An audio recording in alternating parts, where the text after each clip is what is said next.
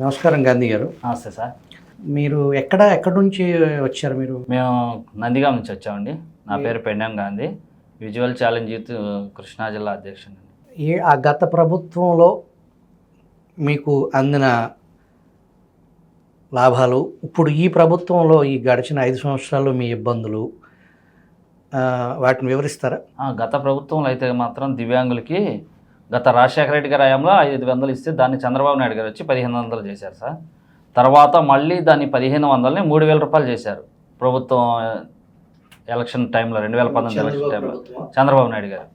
అయితే ఈ ప్రభుత్వంలో ఏమైందంటే అదే 3000 కొనసాగించారే కానీ వీళ్ళు ఒక్క రూపాయి కూడా దివ్యాంగులకు ఎక్కడా పెంచింది లేదు.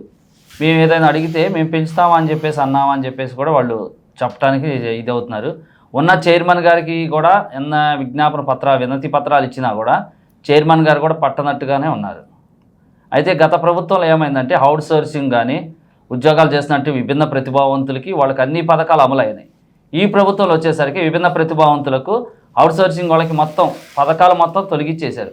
ఏ ఒక్క పథకాలు కూడా లేవు. వారికి ఇచ్చే 16,000తో వాళ్ళ కుటుంబాలు గడవటం కానీ, వాళ్ళ పిల్లల పోషణ కానీ, చదువులు కానీ, హౌస్ రెంట్లు కానీ చాలా కష్టం, దయనీయమైన పరిస్థితి అయిపోయింది సార్. ఈ ప్రభుత్వానికి ఎంత చెప్పినా వారిని పర్మనెంట్ ఉద్యోగులుగానే పరిగణించారే కానీ వారి సమస్యలు కానీ వారి దృష్టికి తీసుకెళ్ళినా కూడా వాళ్ళు ఎంత మాత్రం కూడా పరిష్కరించాల. కల్లం ఫండ్ రెడ్డి గారు సార్, నమస్తే అండి. నమస్తే అండి. మీదే ఊరండి?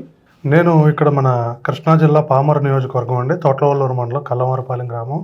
కల్లంవారిపాలెం గ్రామంలో కల్లం ఫణిరెడ్డి. అవునండి. ఓకే. ఈ గత చీఫ్ సెక్రటరీ ఉన్నారు కల్లం. అవునండి, అజయ్ కల్లం రెడ్డి. అవునండి. మీ బంధువులా? అంటే మాకు ఇంటి పేరట కలిగినటువంటి ఆయనే.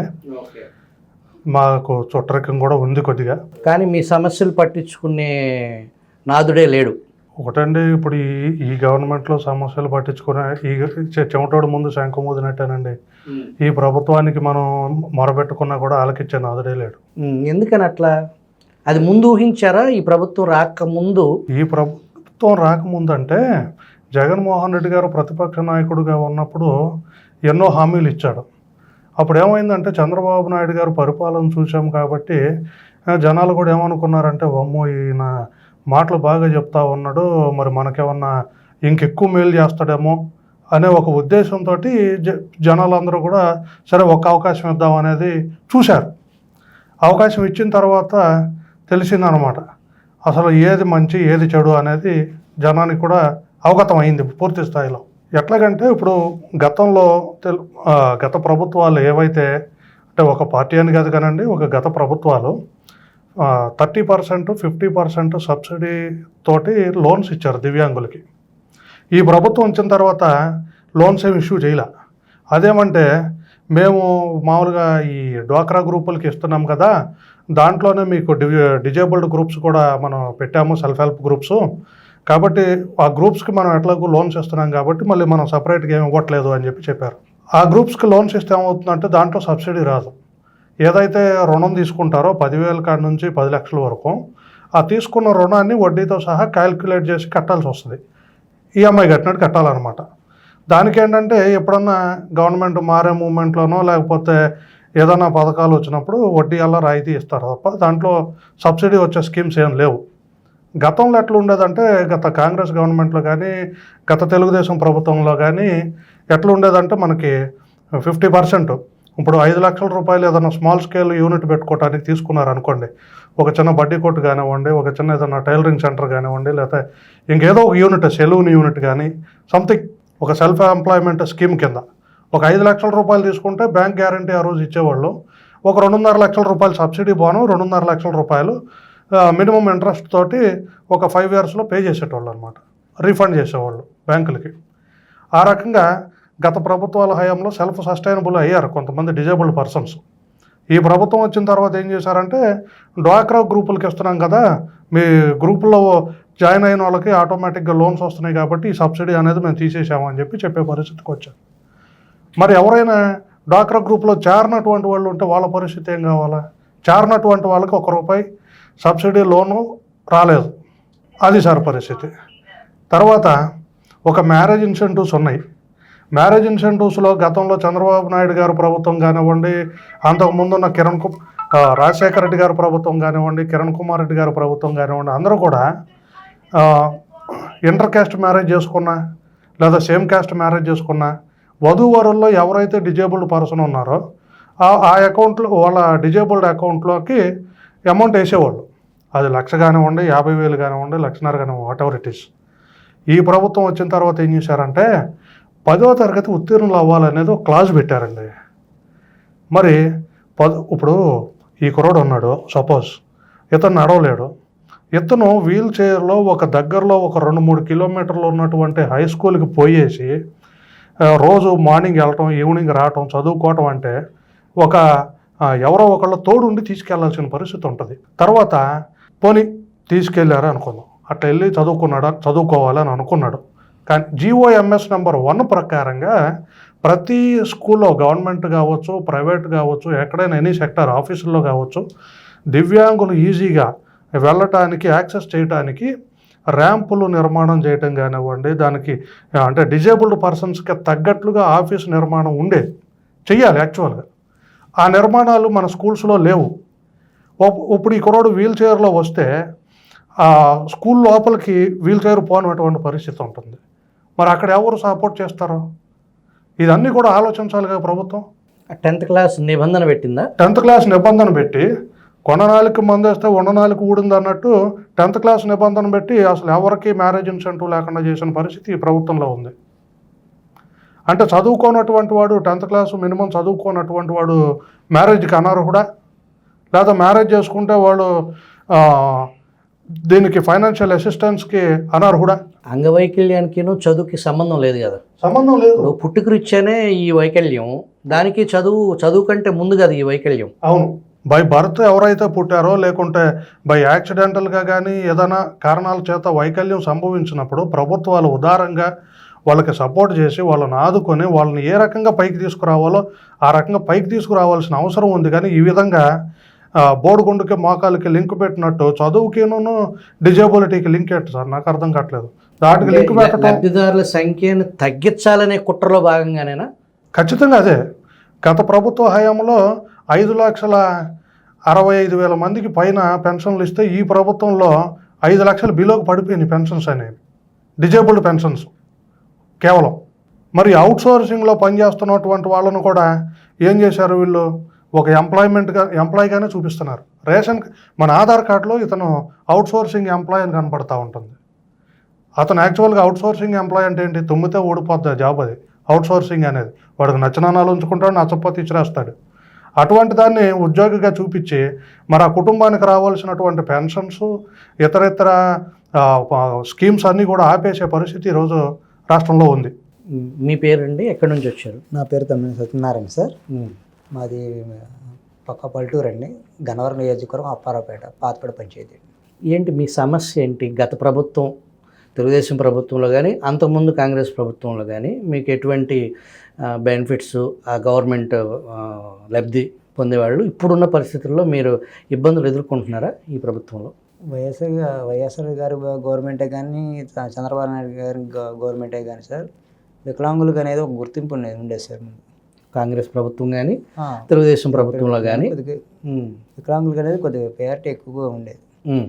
ఒక అధికారులు కానించే కానీ ఎక్కడికైనా ఆఫీసులకి వెళ్ళి చేసినప్పుడు గౌరవం అనేది ఉండేది. ఈ గవర్నమెంట్ వచ్చిన తర్వాత అసలు వికలాంగులు అనే వాళ్ళకి ఒక గుర్తింపే లేదు.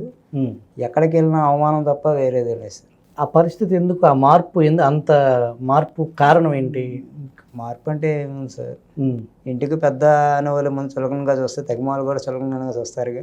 అంటే జగన్మోహన్ రెడ్డి ప్రభుత్వం, జగన్మోహన్ రెడ్డికే దివ్యాంగుల పట్ల ఒక చిన్న చూపు అనేది కింద. వికలాంగులు అనేవాళ్ళు అసలు ఉన్నారా అనేది కూడా ఆయనకు ఉందో లేదో కూడా మాకు తెలియదు సార్. ఈ మధ్య మీరు ఎప్పుడన్నా మీ సమస్యల కోసం ఏమన్నా సెక్రటేరియట్కి అట్లా వెళ్ళే ప్రయత్నం ఏమైనా చేశారా? వెళ్ళాం సార్, మన రీసెంట్గా 2 సార్లు వెళ్ళాం సార్. కల్లం ఫణ్ కుమార్ రెడ్డి గారు చెప్పండి, మీరు సెక్రటేరియట్కి వెళ్ళినప్పుడు మీరు కూడా ఉన్నారా? నేనే ఉన్నానండి. ఏం జరిగింది ఆ రోజు? ఏమవుతుందంటే సార్, ఇప్పుడు దివ్యాంగులు వెళ్ళినప్పుడు సెక్రటేరియట్కి వెళ్ళినప్పుడు ఆ ఎంట్రన్స్లో మనకి ఇదివరకు వీల్ చైర్స్ కానీ బ్యాటరీ వెహికల్స్ కానీ ఉండేవి.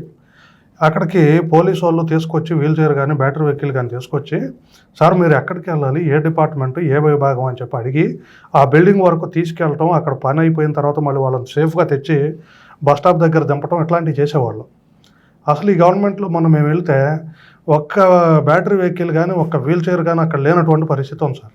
ఒక్క నిమిషం సార్, మేము మా వెహికల్ వేసుకుని వెళ్ళాం.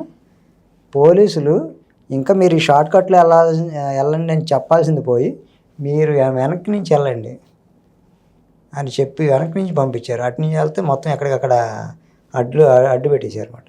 ఆ బ్లాక్కి వెళ్ళడానికి మాకు ఎంత చాలా శ్రమ అయింది. మామూలు శ్రమ కాదు.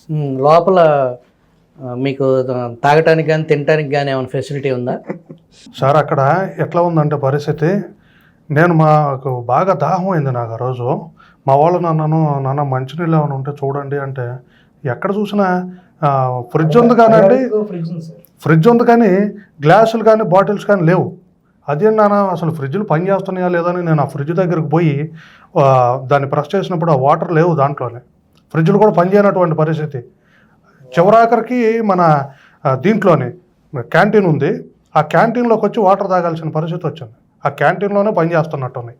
అంతకుముందు ఎప్పుడన్నా వెళ్ళారా సెక్రటేరియట్? అంతకుముందు నేను 2017-16లో వెళ్ళాను సార్. వెళ్ళినప్పుడు సచివాలయంలో ఏదైనా సరే దివ్యాంగులకు కానీ అధికారుల స్పందన కానీ చాలా బాగుంది. ఈరోజు మొన్న మా సమస్యల నిమిత్తము మా కమిషనర్ గారు జయలక్ష్మి గారిని కానీ మున్సిపల్ కమిషనర్ శ్రీలక్ష్మి గారిని కానీ కలవటానికి వెళ్ళాం. 2 times వెళ్ళినా. లాస్ట్ మంత్ 28th, ఈ మంత్ 5th వెళ్ళాం. వెళ్ళినా కూడా ఒక్కళ్ళు కూడా మాకు అధికారులు కానీ కలవటం కానీ స్పందన కానీ ఏం లేదు. చివరికి జాయింట్ సెక్రటరీ రాఘవేంద్రరావు గారు కలిశారు, డిజబుల్ శాఖకు సంబంధించి. ఆయన గారు ఏమన్నారు, సార్ మాకు ఇలాగా ప్రభుత్వంలో ఇలా ఉంది సార్ మాకు పరిస్థితి, మా సమస్యలు మీ దృష్టికి తీసుకొచ్చాను, దీన్ని ఒక్కసారి ప్రభుత్వం దృష్టికి తీసుకెళ్ళండి సార్, మా సమస్యలు రాష్ట్ర వ్యాప్తంగా పరిష్కరించబడాలి. అవుట్ సోర్సింగ్లో చేస్తున్నటువంటి దివ్యాంగులు 90,000 మంది పెన్షన్స్ రాష్ట్ర వ్యాప్తంగా కోల్పోయారు. వాళ్ళు రోడ్డును పడిన పరిస్థితి అయిపోయింది. ఒకే కుటుంబంలో 2 దివ్యాంగులు ఉన్నారు. ఒక అతను జాబ్ చేస్తుంటే తన భార్య మోగ, ఒక అమ్మాయి ఉద్యోగం చేస్తుంటే తన తల్లి విడో. అటువంటి పరిస్థితిలో వాళ్ళ కుటుంబంలో ఒకే కుటుంబంలో 2 పెన్షన్స్ కోల్పోయారండి. అంటే మీకు ఇవ్వటమే ఎక్కువ అయ్యా, ఇంకా యానించి తీసుకొస్తుంది ఈ ప్రభుత్వం అని చెప్పేసి మాట్లాడిన పరిస్థితులు కనబడుతున్నాయి.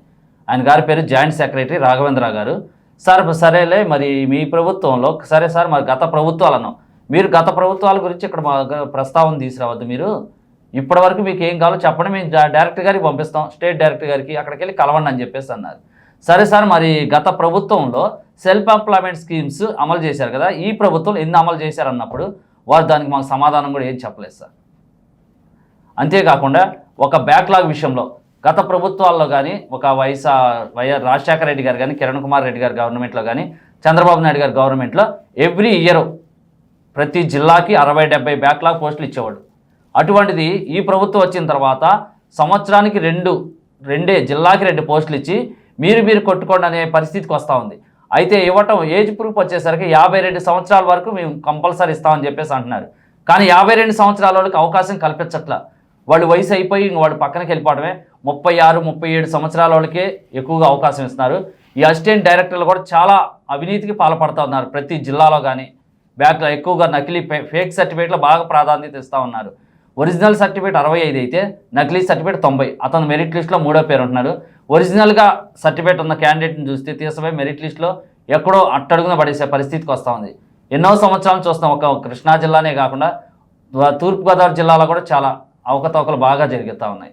దీని గురించి ప్రభుత్వం దృష్టికి తీసుకెళ్ళాం. ప్రభుత్వం ఒక్కటి కూడా పట్టించుకునే పరిస్థితి లేదు. దాఖలాలు. ఫణిరెడ్డి గారు, ఈ పరిస్థితి మారాలంటే ఏం చేయాలి సార్? ఈ పరిస్థితిలో మార్పు రావాలి అన్నా కూడా సెంట్రల్ గవర్నమెంట్ ఏదైతే RPWD యాక్ట్ 2016 అని చెప్పేసి rights of persons with disabilities act అంటుందని 2011 నుంచి 16 వరకు దాన్ని ఎక్సర్సైజ్ చేసి వాళ్ళు ఏం చేశారంటే చివరాఖరికి కొన్ని రికమెండేషన్స్ తోటి 4% రిజర్వేషన్స్ అనేవి ఇంప్లిమెంట్ చేయమని చెప్పి ఎంటైర్ ఇండియా మొత్తం చెప్పారు. అదేవిధంగా ఎవరైతే దివ్యాంగుల్ని చిన్నచూపు చూస్తున్నారో లేదా అబ్యూస్ కానీ వైలెన్స్ కానీ ఇట్లాంటివి అట్రాసిటీ కానీ ఏదైనా ప్రాబ్లమ్స్ వచ్చినప్పుడు ఆ యొక్క యాక్ట్లోనే ప్రొవిజన్ కూడా పెట్టడం జరిగింది. అది ఎంటైర్ భారతదేశం మొత్తం ఇంప్లిమెంట్ చేస్తున్నా కూడా మన రాష్ట్రంలో దాని ఇంప్లిమెంటేషన్ అవ్వని పరిస్థితి ఉంది ప్రస్తుతానికి.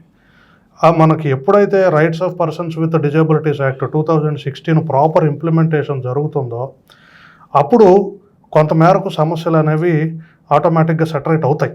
ఎందుకంటే ఆ యొక్క చట్టాన్ని ఇంప్లిమెంట్ చేసే కమిటీలో కూడా దివ్యాంగుల్ని పెట్టాలి అనేటువంటిది సెంట్రల్ గవర్నమెంట్ ఇచ్చిన రూల్.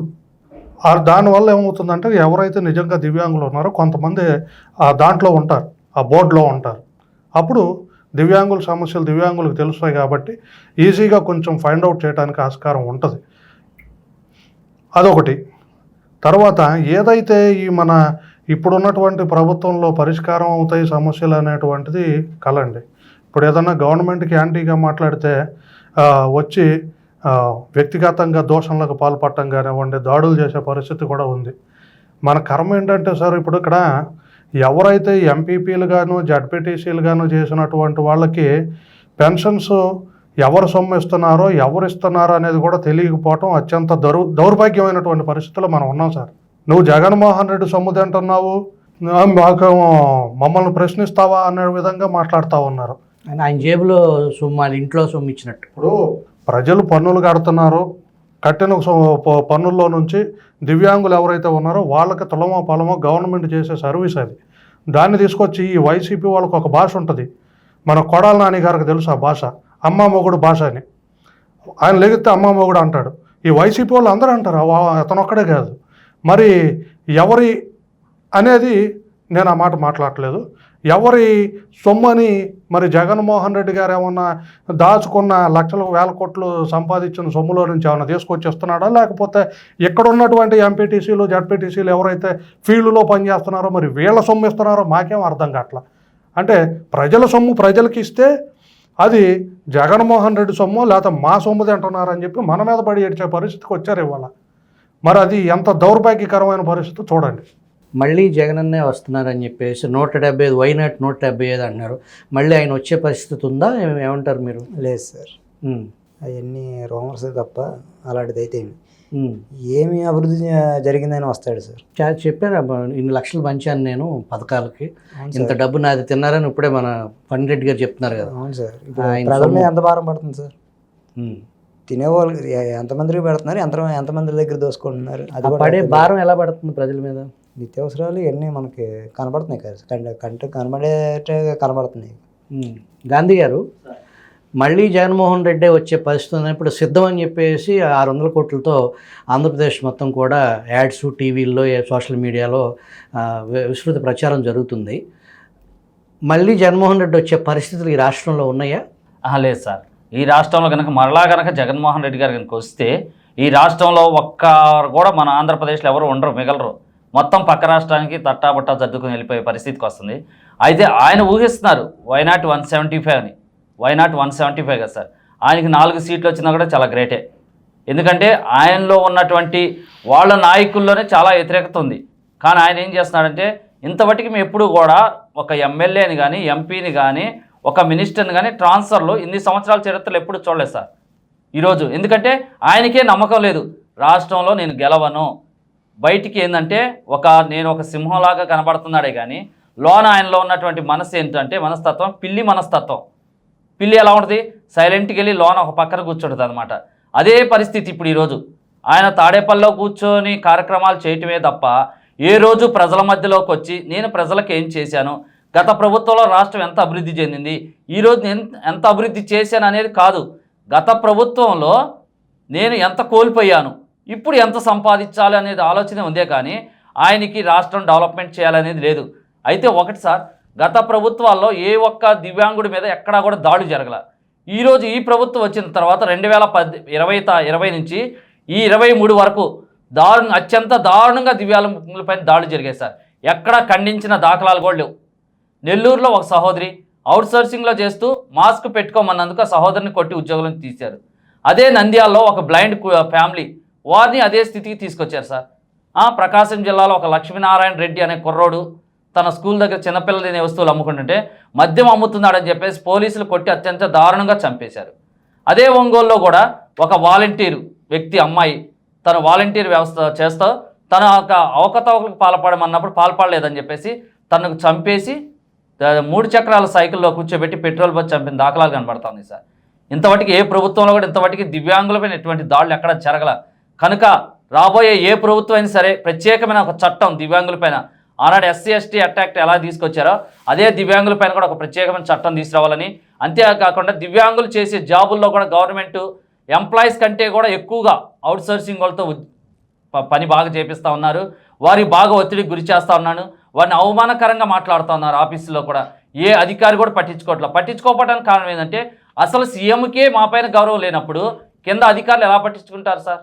గత తాలూకు పాలన, ఇప్పటి పాలన, మీ వ్యక్తిగత విషయాలు కానీ, మీ సమస్యలు కానీ, ఈ రాష్ట్ర అభివృద్ధికి సంబంధించి కానీ, ఈ రాష్ట్ర పురోగతికి సంబంధించి కానీ మీకున్న స్పష్టత, మీకు కంటి చూపు భగవంతుడు తీసేసినా కూడా మీరు మనోనేత్రంతో ఈ రాష్ట్ర ప్రగతి కుంటుబడిందా, ఏం జరుగుతుంది అనేది మీరు ఆ మనోనేత్రంతో చూస్తున్నారు. మరి ఈ రాష్ట్రంలో భగవంతుడు కళ్ళు ఇచ్చిన ఆ మనుషులకి ఎందుకు వాళ్ళకి కనిపించట్లేదు? కారణం ఏంటి? మీరు చూడకుండా, చూపు లేకుండా చెప్పే మీకు స్పష్టత ఉంది. రెండు కళ్ళు కనిపించి విజన్ బాగుండోళ్ళకి రాష్ట్రంలో ఏం జరుగుతుంది అనేది ఎందుకు తెలవట్లా? సార్, ఇక్కడ మనకి 2 పాయింట్స్ మనం గమనించాలి. ఇప్పుడు ఎవరైనా ఒక వ్యక్తి ఇంకొక వ్యక్తికి అట్రాక్ట్ అయ్యాడు అంటే, ఒక దొంగోడు ఇంకొక దొంగకి అట్రాక్ట్ అవుతాడు, ఒక మంచి వ్యక్తి ఇంకొక మంచి వ్యక్తికి అట్రాక్ట్ అవుతాడు, చెడు వ్యక్తి చెడ్డతనానికే అట్రాక్ట్ అవుతాడు. అట్లాగే నిన్న సిద్ధం సభలో జగన్మోహన్ రెడ్డి గారు ఒక ఎగ్జాంపుల్ చెప్పారు.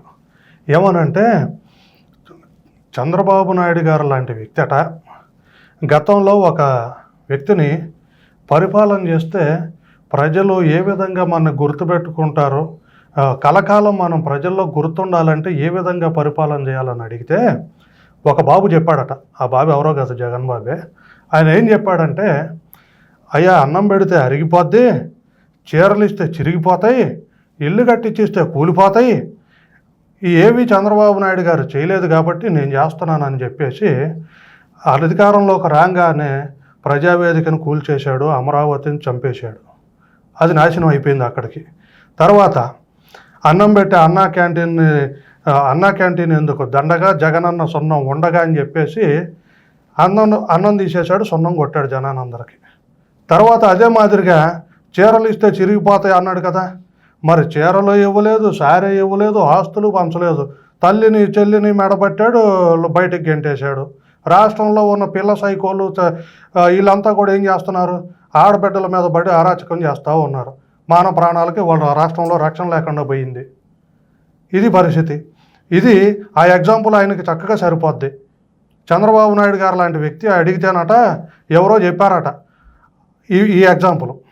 అది ఎవరో కాదు, చెప్పింది జగన్మోహన్ రెడ్డి డూబ్ అయి ఉంటాడు, చేసింది జగన్మోహన్ రెడ్డి అయి ఉంటాడు, అంతే తేడా. ఇవాళ రాష్ట్రంలో 8 సార్లు 9 సార్లు కరెంటు బిల్లులు పెరిగినాయండి. ప్రజల మీద విపరీతమైన భారం పడింది. 4 సార్లు ఆర్టీసీ ఛార్జీలు పెంచాడు. ఆస్తి విలువ తగ్గిపోయింది. రాజధాని లేని రాష్ట్రంలో రాజధాని పోయింది, ఆస్తి విలువ శాంతం పాతాళానికి పడిపోయింది. 60 లక్షలు 70 లక్షలు అమ్మే పొలాలు వాళ్ళు 30 లక్షలు 40 లక్షలకు కూడా దిక్కులేవు. ఆస్తి విలువ తగ్గిపోయింది. తగ్గిపోతే రిజిస్ట్రేషన్ వాల్యూ పెంచేశాడు, రిజిస్ట్రేషన్ వాల్యూ పెరిగింది. అదేవిధంగా చెత్త మీద పన్నేసిన వేస్ట్ మైసన్ ఎవరైనా ఉన్నారంటే అది మీ అందరికీ తెలుసు, అది ఎవరనేది. ఈ వేల కోట్లు, లక్షల కోట్లు అప్పు తీసుకొస్తున్నారు కదా, కనీసం మీ అవసరాలు కూడా తీర్చలేని అవిటి ప్రభుత్వం అయిపోయింది ఇది. ఖచ్చితంగానండి. ఇప్పుడు జనానికి చెప్పేది ఏంటంటే, మేము 2 లక్షల కోట్లు పంచాం, 3 లక్షల కోట్లు పంచామని చెబుతున్నారు. కానీ రాష్ట్రంలో 11.5 లక్షల కోట్లకి అప్పు పెరిగింది. చంద్రబాబు నాయుడు గారు గత ప్రభుత్వం దిగిపోయేటప్పటికి ఉన్న రాష్ట్రంలో ఉన్న అప్పులు 3 లక్షల కోట్లే. మరి ఈ 5 సంవత్సరాల్లో దాదాపు 8 లక్షల కోట్లు అప్పులు చేశాడు. 8 నుంచి 9 లక్షల కోట్లు అప్పులు చేశాడు. మరి 2 లక్షల కోట్లు పంచితే మిగతాదంతా ఏమైపోయినట్టు? మరి రాష్ట్రంలో ఎక్కడ ఒక హైవే నిర్మాణం చేసింది లేదు, ఒక పోలవరం కట్టింది లేదు, ఒక ఇరిగేషన్ ప్రాజెక్ట్ చేసింది లేదు. ఆఖరికి మరి ఇవన్నీ దొబ్బేసి ఇసుకలు, ల్యాండ్, శాండ్, మైను ఏది దొరికితే అది కబ్జాలు చేయటంలో దొబ్బేయటం, దోచుకోవటం అనే పరిస్థితిగానే ఉంది. మరి అది దోచుకున్నా కూడా సరిపోక ఇవాళ దౌర్భాగ్యం ఏంటంటే, ఎవరైతే కొంచెం పొగులంతా కష్టపడి రాత్రి ఒక పెగ్గో క్వార్టర్ వేసి పడుకుందాం అనుకున్నటువంటి వాళ్ళు ఉన్నారో, చివరాఖరికి వాళ్ళను తాగుబోతులను కూడా తాకట్టు పెట్టి అప్పులు తెచ్చుకునేటువంటి దౌర్భాగ్యమైనటువంటి పరిస్థితిలో ఈరోజు రాష్ట్రం ఉంది. అది కూడా సరిపోలా మన కర్మ కొద్దీ. ఆకలి ఇంకా తీరలేదు, అది కూడా సరిపోలా. చివరాఖరికి ఏమైంది? రాష్ట్రానికి గుండెకాయ అయినటువంటి సచివాలయాన్ని కూడా తాకట్టు పెట్టి 370 కోట్లు తెచ్చుకున్నారు. మరి ఇవన్నీ ఎక్కడికి పోతా ఉన్నాయి? ప్రజలకు సమాధానం చెప్పే నాదుడేడి? పూర్తిగా పరిష్కరింపబడాలి అని అంటే ప్రజల్ని చైతన్యపరచడం, ప్రజలకి ఆ జ్ఞానం ఎక్కడి నుంచి వస్తుంది? ఇది మనం యొక్క ఆలోచన అంటే జనాల్లో నుంచే రావాలి సార్ ఆలోచన కూడా. ఇప్పుడు గత ప్రభుత్వంలో ఈ రాష్ట్రం ఎంత అభివృద్ధి చెందింది, ఈ ప్రభుత్వంలో రాష్ట్రం ఎంత వెనకబడింది, 30 సంవత్సరాలు వెనకబడింది అని చెప్పేసి వాళ్ళకి తెలిసిన ఈ రోజుల్లో ప్రజల్లో బయటికి ఎందుకు రాలేకపోతున్నారంటే వస్తే మమ్మల్ని ఎక్కడ కొడతారో, ఎక్కడ కేసులు పెట్టి మమ్మల్ని లోనేస్తారనే భయం పట్టుకుంది ప్రతి ఒక్కళ్ళకి. ఆ భయంతోనే చెప్పేసి దడిసి వాళ్ళు ఎక్కడ కూడా ముందుకు రాలేకపోతున్నారు. ఎప్పుడు ఓట్లు వస్తాయా, ఎప్పుడు ఎలక్షన్స్ వస్తాయా, మనం ఓటేసి మంచి ప్రభుత్వాన్ని తెచ్చుకుందాం అనే పరిస్థితిలో ఉన్నారు ఇప్పుడు ఈ రాష్ట్ర ప్రజలు. ఫణి గారు, ఇప్పుడు రాబోయే ఎన్నికల్లో ఈ రాష్ట్ర ప్రజలు ఒక వినూత్నమైన తీర్పు, విఘ్నతతో, విచక్షణతో తీర్పు ఇచ్చే పరిస్థితి ఉందంటారా? ఖచ్చితంగా ఇస్తారండి. ఎందుకంటే ప్రజలకి కర్రుగాల్చి వాతలు పెట్టేది ఎవరో, చక్కగా పాడిగదలాగా పాలు పెరిగిచ్చేది ఎవరో అర్థమైంది. కానీ గతంలో కొన్ని కళ్ళబొల్లి మాటలకి, మాయ మాటలకి మోసపోయారు.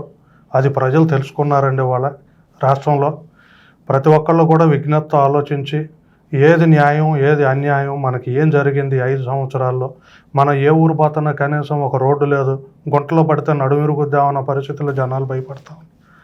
ప్రతి ఒక్కరికి తెలిసిందండి. రైతులు ఏ విధంగా నష్టపోతున్నారో, విద్యార్థులు ఏ విధంగా నష్టపోతున్నారో, విదేశీ విద్యను అభ్యసిస్తున్నటువంటి, విదేశాల్లో చదువుకునేటువంటి విద్యార్థులు ఏ విధంగా నష్టపోతున్నారో, ఇట్లా ప్రతి ఒక్కరికి తెలిసిందండి. ప్రభుత్వం మనకి ఇచ్చేదేమో చేతిలో చాక్లెట్ పడుతుంది, చంకలో ఉన్న బ్యాగ్ ఎత్తుకుపోతూ ఉంది అనేది అర్థమయ్యింది. ఖచ్చితంగా రేపు రాబోయే రోజుల్లో, ఈ రాబోయే 45 రోజుల తర్వాత ఈ ప్రభుత్వం అయితే ఉండే పరిస్థితి లేదండి. రాబోయే ప్రభుత్వం, కొత్త ప్రభుత్వంలో మీ సమస్యలు చక్కబడతాయి అనేది మీరు నమ్ముతున్నారా? ఖచ్చితంగా సార్. మేము రేపు రాబోయే ప్రభుత్వాన్ని కూడా మేము అడిగేది ఏంటంటే, ఏదైతే ఇవాళ 3,000 రూపాయలు పెన్షన్ ఇస్తున్నారో ఆ 3,000 రూపాయల పెన్షన్ని కనీసం 6,000 రూపాయలు చేయమని. ఎందుకంటే ఇవాళ నిత్యావసర వస్తువుల ధరలు పెరిగినాయి, కరెంటు బిల్లులు పెరిగినాయి, అన్నీ పెరిగినాయి. కాబట్టి కనీసం 3,000 రూపాయల నుంచి 6,000 రూపాయలు పెన్షన్ చేయమని అడుగుతా ఉన్నాం. ఎవరైతే అవుట్సోర్సింగ్లో జాబులు ఉన్నాయని చెప్పేసి వాళ్ళ పథకాలు ఆపేశారో వాళ్ళకి పథకాలు ఇవ్వాలని చెప్పి మేము డిమాండ్ చేస్తూ ఉన్నాం. అదే మాదిరిగా ఎవరైతే దివ్యాంగులు ఉన్నారో వీళ్ళందరికీ కూడా ఫ్రీ ట్రావెల్, మన సిటీ సర్వీస్ నుంచి సూపర్ లగ్జరీ సర్వీస్ వరకు దివ్యాంగులు అనే వాళ్ళకి ఫ్రీ ట్రావెల్ ఇవ్వాలని చెప్పి అని అడుగుతూ ఉన్నాం. ఈ ఫ్రీ ట్రావెల్ అడగటం అనేటువంటిది అన్యాయం అని చెప్పేసి మాట్లాడే పరిస్థితి వాళ్ళ సెక్రటేరియట్లో కనపడింది. అన్నారా అన్యాయం అని? మీకు వాళ్ళ అభిప్రాయం న్యాయమని అడిగారు. మీరు ఫ్రీ ట్రావెల్ అడగటం, సిటీ సర్వీస్ నుంచి సూపర్ లగ్జరీ వరకు దివ్యాంగులు ఫ్రీ ట్రావెల్ అడగటం న్యాయమా అని అడిగినప్పుడు మాకు నోటి మీదకి వచ్చింది. కానీ మనం అధికారులతో మాట్లాడే విధానం అది కాదని చెప్పి మేము మాట్లాడలేదు. మరి ఓపీఎస్ అడగటం కరెక్ట్ అయిన పద్ధతే, మేము అన్యాయం అని మేము అంటంలా. ప్రభుత్వ ఉద్యోగులు ఓపీఎస్ అడగటం కరెక్టే. ఎందుకంటే వాళ్ళకు ఉద్యోగ భద్రత ఉంది, వాళ్ళకి తీసుకునేటువంటి పెన్షన్ స్కీమ్ వెసులుబాటు ఉంది, అన్నీ ఉన్నాయి దాంట్లోనే. ఎన్నికలకు ముందు తెలంగాణ మాదిరి ఇక్కడ కూడా ఉచిత బస్సు పథకం ప్రవేశపెడుతున్నామని ఈ ప్రభుత్వం ప్రకటించింది ఆల్రెడీ. ఈ గత జనవరి సంక్రాంతి పండుగ నుంచే మేము ఇంప్లిమెంట్ చేస్తామన్నారు, మళ్ళీ పారిపోయారు వెనక్కి. ఏది ఆ రోజు స్టార్ట్ చేస్తున్నాం హడావిడి చేశారు, చివరాఖరికి చూస్తే ఏది లేదు, తుస్మని ఇచ్చారు. రాబోయే నూతన ప్రభుత్వంలో మీ కష్టాలు తీరాలని మనస్ఫూర్తిగా కోరుకుంటూ, మీరు ఇంత వ్యయ ప్రయాసతో తెలుగు వన్ స్టూడియోకి వచ్చి మీ అభిప్రాయాలు వెల్లడించినందుకు మీకు కృతజ్ఞతలండి. మేము కూడా మీ అందరి తరపున, మన తెలుగు వన్ ఛానల్ తరపున రాష్ట్ర ప్రజానీకానికి మేము అప్పీల్ చేసేది ఏంటంటే, మీరు ఎవరైతే ప్రజానీకం ఉన్నారో మీరంతా కూడా విజ్ఞతతో ఓటు వేయండి, చెడును పారద్రోలండి, మంచిని గెలిపించండి అని అడుగుతున్నాం తప్ప మేము ఏ రాజకీయ పార్టీకి ఓటేమని మేము అడగట్లేదు సార్.